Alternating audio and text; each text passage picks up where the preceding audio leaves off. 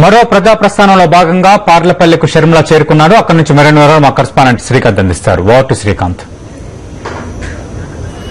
ఈ దివంగత మహానేత రాజశేఖర రెడ్డి గారు అధికారంలో ఉన్నప్పుడు ఉచిత విద్యుత్తు, అరటి మొక్కలకు సబ్సిడీ ప్లస్ ఇంతకుముందు ఉన్నటువంటి ఫర్టిలైజర్స్ ఎరువులు 230 రూపాయలు ఉన్నటువంటి ఎరువులు ఈ రోజు 800 రూపాయలు పొటాసుకుంటూ ఉన్నది.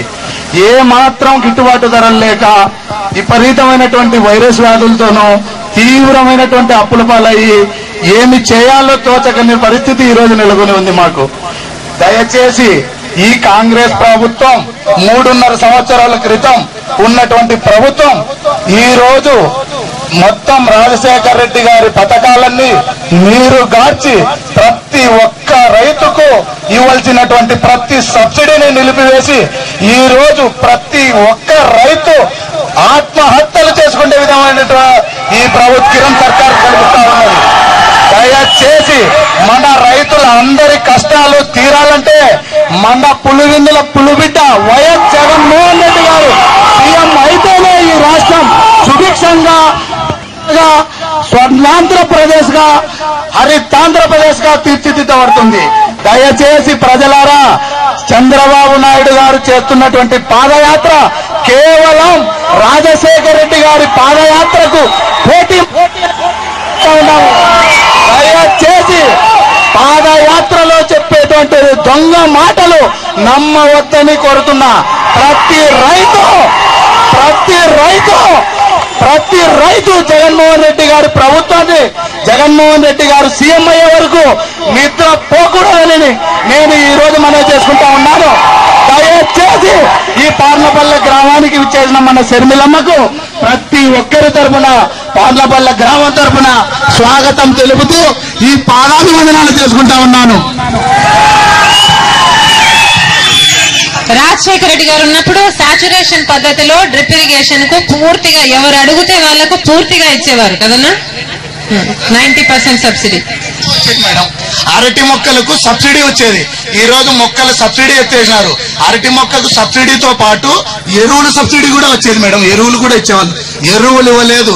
హార్టికల్చర్ విషయంలో పూర్తి నిర్వీర్యం చేసింది ఈ కాంగ్రెస్ ప్రభుత్వం మేడం. ఇన్సూరెన్స్ లేదు. అసలు పావులా వడ్డీ అంటున్నారు కానీ అది ఎప్పుడు వస్తుందో తెలీదు. పావులా వడ్డీ వచ్చే ప్రసక్తే లేదు. దయచేసి ప్రతి ఒక్కరు ఆలోచించవలసిందిగా కోరుతా ఉన్నాం మేడం.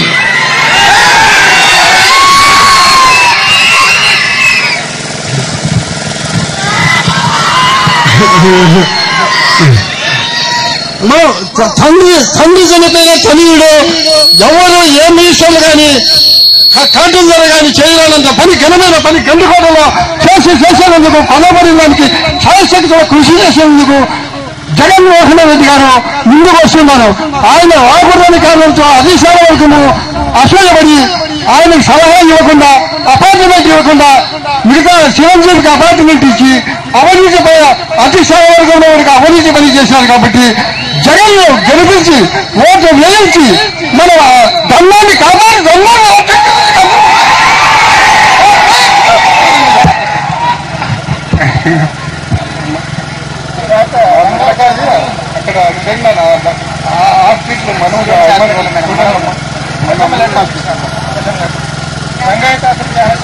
ఎవరైనా మహిళ అక్క ఎవరైనా మాట్లాడతారు? అక్క,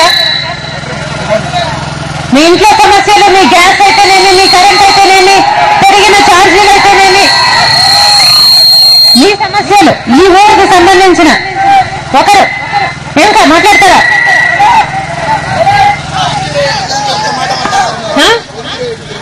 108 గురించా? పార్లపల్లి గ్రామ ప్రజలకు అందరికీ షర్మిలమ్మ గారికి సుస్వాగతం. ఈ 4 ఏళ్ల ముందు ఒక తిరుపతిలో ఒక యాక్సిడెంట్ చూసాం. ఆ యాక్సిడెంట్ చూసి ఒక కాల్ చేస్తే నిమిషాల పాటు 108 వచ్చేది.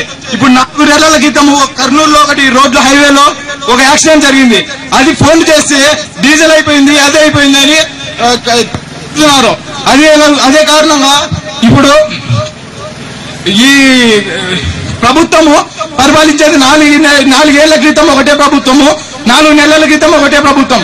కానీ ఇప్పుడు జరిగేది ఏంటంటే ఇది ఇప్పుడు జరిగేది ప్రభుత్వంలో పరిపాలించే ప్రభుత్వ పాలన ప్రభా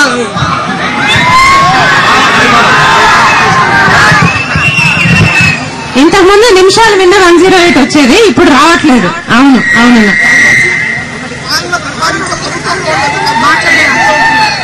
అవును, పాలన అనేది పరిపాలించే ప్రభుత్వంలో లేదు, పరిపాలించే నాయకుడు అని ఒకటి మనం చేస్తున్నాను.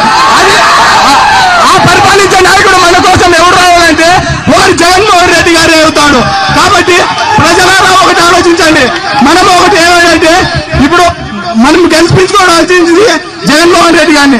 అదేవిధంగా ఆయన్ని జైల్లో పెట్టారు. జైల్లో పెట్టిన తప్పేం లేదు.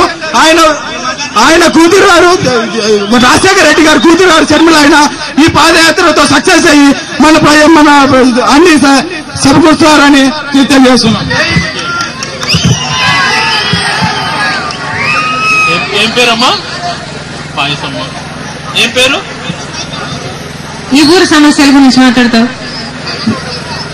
వద్దు వద్దు వద్దు, మీ సమస్యల గురించి చెప్పండి. మీ ఇళ్లలో మీ గ్యాస్ అయితేనేమి, మీ కరెంట్ అయితేనేమి, మీ పిల్లలకు చదువు అయితేనేమి, సమస్యల గురించి మాట్లాడతారా? రైతు మాట్లాడినట్లేండి నా ఏమంట? ఏమ్మా?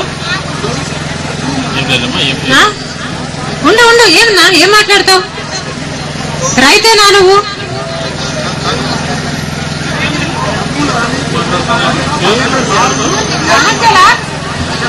సమస్య చెప్తానాడు ఆయన. ఏమన్నా